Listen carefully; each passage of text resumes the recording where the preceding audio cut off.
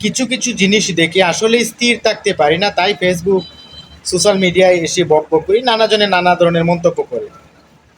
আমি পাঁচ আটার নীতিতে বিশ্বাসী নয়, পাঁচ আটার দালালি, দল করি, দলকে তেল মারতেই হবে, এই যে একটি নীতি, এই নীতির পক্ষে আমি নয়।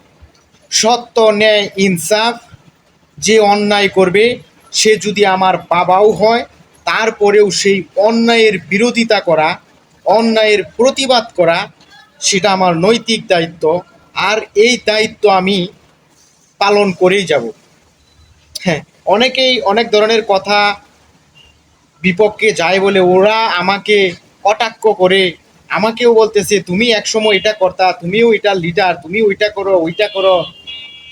আসলে সেটা নয়। সমাজ, রাষ্ট্র, সেটি আপনার আমার সঠিক সময়ে সঠিক সিদ্ধান্ত গ্রহণ করা একজন সত্যিকারের বিবেকবান মানুষের দায়িত্ব এবং কর্তব্য বলে আমি মনে করি। নিন্দুকরা যতই সমালোচনা করুক, আমি আমার নির্দিষ্ট লক্ষ্য থেকে এক চুল পরিমাণও পিছু হটব না, ইনশাল্লাহ।